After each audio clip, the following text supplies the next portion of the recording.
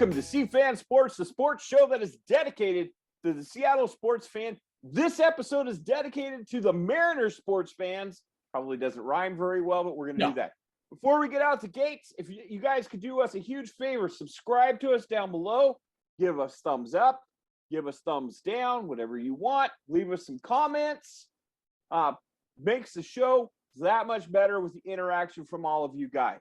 Yes. Kevin, I want to start off this episode with something that I'm noticing across the landscape of the Seattle sports fans. We've tried to plug into some fan forums, into some Facebook pages. You would think by reading the comments and reading the sky is falling type of things that I am reading, that Seattle Mariners are 10-50 instead of 45-40. Yeah. Because this is what they're putting out there, that how bad this team is. We have a winning record almost to the All-Star game break. A winning record. This team is everybody in consensus in all of the sports landscape, from the ESPN writers to the CBS writers who don't know anything because CBS is stupid. Mm-hmm. All of them consensus was this was a rebuilding team. Yes. Okay? And we still, if you ask me, we're a rebuilding team. Yeah. And we are still 5 games above 500. Yeah. We're still getting contributions from players that nobody wanted. Nobody wanted Chris Flexen. No. Nobody wanted Steady Flexen. No. At all. And he has been a awesome starting pitcher for us this year. Oh, absolutely. Now, a lot of people wanted Yusei Kikuchi, so I'm not going to say that Seattle took him off of a scrap heap. We won that guy in a bidding war, okay? And we're going to find out how much we want him over the next few months. I think we've got an extension that he's going to have to sign, or we're going to sign and keep him here until 2024. But which I think that they will do. Well, he's an all-star now. So, but that's not getting me off my rant, Kevin. Oh, sorry. I'm still angry. You guys, people have to understand this is a rebuild, and it's not something that's going to be an overnight success. We are not going to be. If you even look at the Houston Astros, they're only 5 games ahead of us right now, Kevin? 7 games. 7 games. Oakland is the one that's only 5 games up on us right now. So if you look at it, we are right there. We're 4 games out of the second wild card spot? 3.5 games out. 3.5. Okay, Kevin. I'm sorry. I know he's correcting me all over today. Well, because that half game matters. It does. Well, yeah, I'm excited this year because I'm having fun. I don't care what's going on. I don't care what anybody says. I don't care what people are writing about. I'm having fun. Let these young guys play. Let them make mistakes. And it seems like every night somebody else is showing up with the big hit or the amazing glove. I'm having fun. And so I know you read all those things and I just don't care. So Kevin, if I could have you look deep into the recesses of people's souls, what would you tell them? You would tell them to have fun with this. We weren't even supposed to have this. Well, great team. No, this year was not supposed to. I mean, Kyle Lewis isn't playing. Jared Kelnick isn't playing. I mean, some of these guys that Paxton, some of these guys we thought we were going to have this year, and in the rebuild isn't even happening. Cal Raleigh's not here. Evan White's been injured. I mean, we've had setback after setback. Yeah, and we are still fun to watch. I've been having so much fun. So I heard today that Seattle has had 52 players on their roster. 52. You only are able to field 26. Yeah, I'm not doubting that. I mean, we've seen it's been a whirlwind of people being injured, being brought up, being brought down, being traded Exactly. for. So yeah, The you could say simple, everything's falling apart, but it could be falling apart. But I'm still having fun watching these young guys giving everything they got out there. and learning how to win and become a big league team. Yes. And that is going, you now know that you have a shortstop that is going to be your future. Okay. Yeah. You now know that you have got options in the infield. You know now that you have a trade chip in Luis Torrens. You thought I was going to say somebody else, but I don't think I'm going to.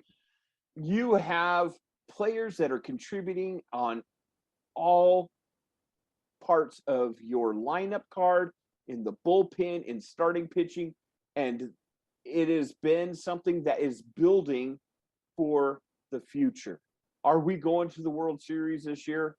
Kevin likes to hold out hope. I don't know if that is, once you get, if you can get into the tournament, who knows? Who knows? We've been playing competitive baseball against the big boys of baseball in the past few months. Yeah, we've had a very hard schedule so far. Yeah. And not only that, but people are dogging, our batting average. Batting averages is down across the league. And to be honest, since they've enforced some rules on the pitchers, that batting average is starting to climb. And I don't know if that has any direct correlation, but I think it might. Yeah, maybe a little bit. So, Kevin, again, tell all of our listeners to be just out there for the fun. Right now, it's the fun, watching this team come together. Yeah, are they going to make some mistakes along the way? Oh, they were doing that. Absolutely. Are we going to get blown out on some of these games? Yeah, but what are we, 10-1 in extra innings this year? Oh, it's been phenomenal. It's been a lot of fun, and these guys are growing every day. You can see the maturity, you can see the confidence. They think they belong. And I think probably the thing to me that's been, at least for me, I know you brought up the relievers. I think our starting pitching has been absolutely outstanding so far. Other than, a couple of guys that right now are kind of having subpar years, maybe Marco, I'm sure that Kevin, do you have any other news on our starting pitching? Well, I kind of how they do the last couple of weeks or week? The last week I went through and figured out what we did. We had 4 wins, 2 losses last week. On the June 29th game, gotcha. Steady flexing. I actually thought he had a rough game. He only pitched 5 innings, 7 hits, 3 earned runs, kept us in that game. 3 base on balls, which normally isn't like that. And then he had 2 strikeouts. I mean, he's normally been averaging 5 strikeouts. So I thought it was kind of an off game for him. And then, you had Montero and Vest come in and kind of both give up 3 runs that game. And so we ended up losing that game 9-3. Good news in that game, Ty France hit a home run. T.Y. France. So all right, I'm going to break down this last week, and we had home runs in every game last week. Okay. So on June 30th, we had a 9-7 win, and Justice Sheffield started that game out. And I thought it was going to be ugly. I tell you what, he had a lot of guys on base. He had a lot of guys on base. He did a lot of ducks on the pond, Kevin. He ended up pitching 4 innings, 7 hits, 4 runs, 3 base on balls, 3 strikeouts. And, it was kind of fun because our team came alive and our bullpen, they kept us in that game. We ended up with 3 home runs, 1 from Seager, 1 from Haniger, and obviously Dylan Moore hit that 3-run dinger to win the game for us. So in extra innings. So that was another extra inning game. Gotcha. July 1st, we won 7-2 behind YK, who was just lights out. 7 innings. That guy should be an all-star, Kevin. He should be. Yeah. Yeah. Okay, let's talk about that now. No, I'm just kidding. Oh. So he 7 innings, 5 hits, 1 run, 1 walk, 6 strikeouts. He's just been by hands down our best pitcher. Him and Flexen have been our best 2 pitchers this whole year. Who? Steady Flexen. Gotcha. And then, Jake Fraley and Shedlong Jr. had home runs in that game. Yeah. July 2nd. So that was a series win. That was a series win, 2-1. Gotcha. Love it. July 2nd. July 2nd, 5-4 win. Logan Gilbert. I think he was struggling a little bit that game. Another rough start. Yeah. But he still ended up with 5.2 innings, 7 hits, 7 runs, 2 base on balls, 4 strikeouts. And then Kyle Seager hit a home run in that game. And it was a great game. It was a lot of fun. I really enjoyed it. I thought the Mariners just kept battling in that game. Yeah, they did. July 4th. Oh, wait a minute. July 3rd. 7-3 loss. Marco. Nah. He's just not having a good year. He's struggling. I don't know if he's completely healthy, Kevin. I really don't. So I messed up. July 4th was an extra inning home run by Fraley in a walk-off. It was not a home run, but an extra inning hit by Fraley for a walk-off. So that made our 10th win in extra innings. Right. And then Kyle Seager hit a home run in that game. Sorry for confusing everybody. July 4th was a 4-1 win. Yep. Flexen again, mighty Flexen, steady Flexen. 6 innings, steady. 4 hits, 1 run, 0 walks, 5 strikeouts. That is a typical Flexen game right there. And we had 2 home runs in that game. Luis Torrens, 3-run dinger, and then Shedlong Jr., another home. I guess he knocked that one right off the windows at Edgar's Cantina. Oh my! That was a bomb. He's looking good. The guys that should be like Kyle Seager is struggling, in my opinion. He's still batting below the 250 mark. Mitch Haniger's struggling a little bit right now. Mitch Haniger's struggling a little bit, but you got Jake Fraley, Shedlong Jr., Torrens. I mean, Crawford. Those guys are tearing it up.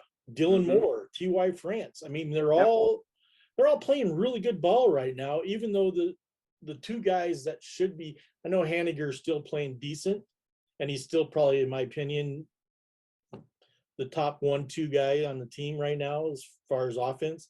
But yeah, they're just playing good ball right now. Kevin, let's get back to our all-star representative.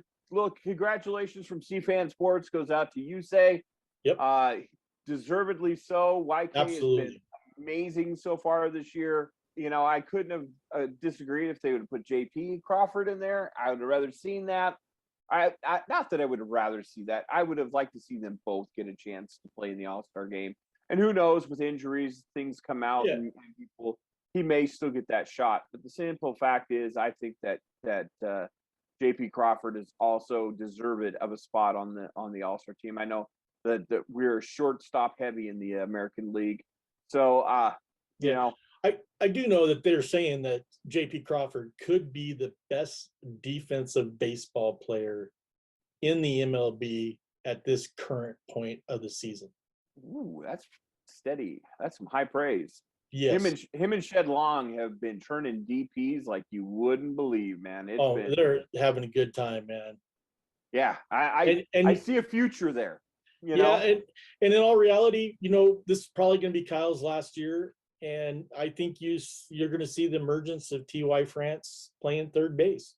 I heard somebody say that Noel Marte could be the future at third base, even though right now he's playing shortstop.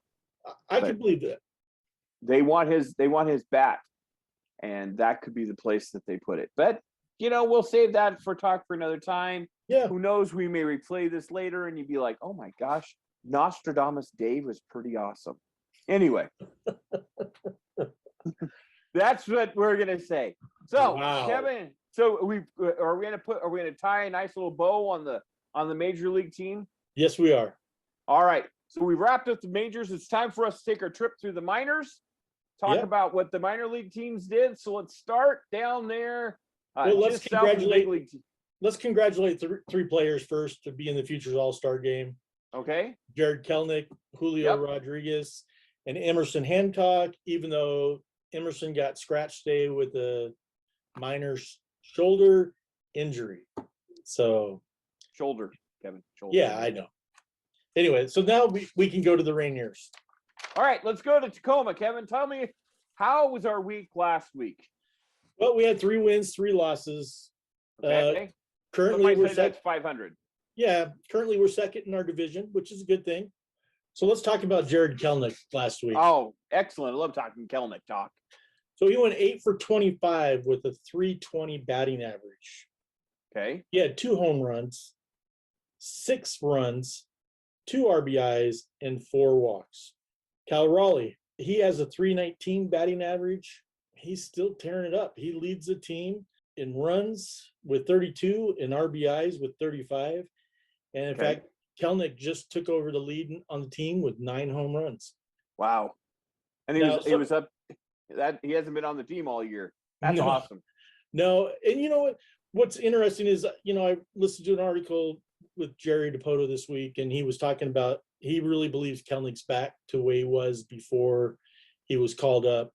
And they really think that him and Cal could be coming up shortly. We'll see how that all goes. Yeah. So that's it for Tacoma. All right, Kevin, let's get in the minivan, load up with snacks, head down south to the east a little bit, over to Arkansas. Tell us what's going on in Traveler Land, Kevin. Well, the exciting news down in Arkansas is the fact that Julio Rodriguez got promoted to Double-A. Yeah. So that's exciting. And then, Julio being Julio, he went 7 for 21, .333 batting average, 1 home run, 4 RBIs, 3 runs, 5 walks. Hey, I heard their park, Kevin, is down by the schoolyard. Could be. All right. Okay. It very well could be. And they went 3 wins, 3 losses last week. They're 4th in their division at 27-26. Okay. And really, besides Julio, the other guy that's really doing a ton down there is Brian O'Keefe, the catcher we keep talking about. He's batting .314, leads a team in batting average, runs at 34, and RBIs at 38. Awesome. All right, Kevin. So we're finished down there in Arkansas. Mm-hmm. So now we're heading back to the great Pacific Northwest to Everett. Yep. Tell me a little bit about the Everett Aqua Sox, Kevin.